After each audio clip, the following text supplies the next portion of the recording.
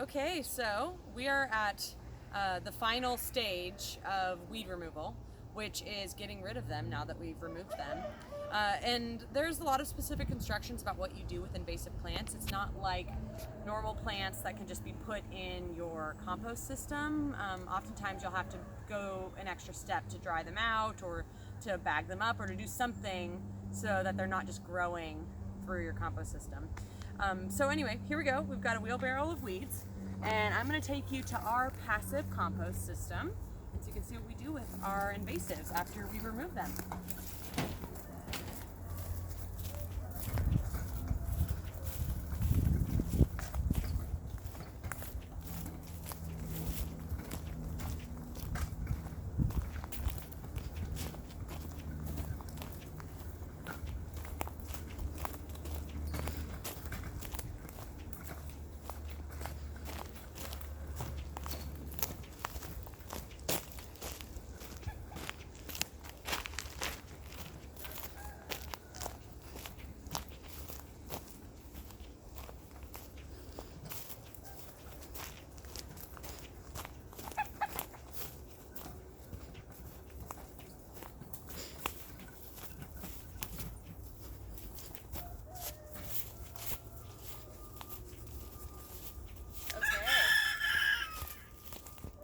Made it.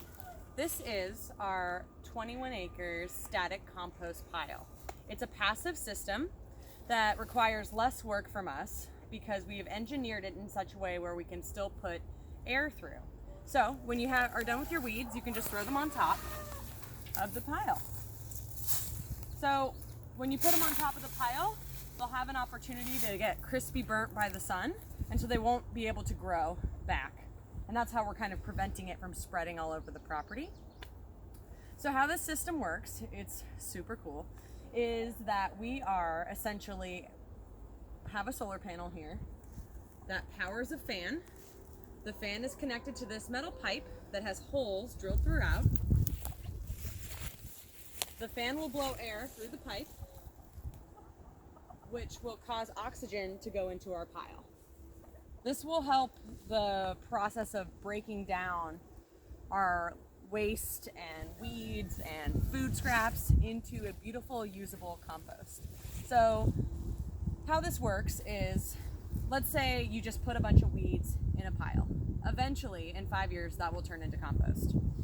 Let's say you had that same pile of weeds, but instead of just letting it sit there, you turn it. So you turn it every few weeks. So that'll maybe take 6 months, a year, I don't know, it depends on what you put in there.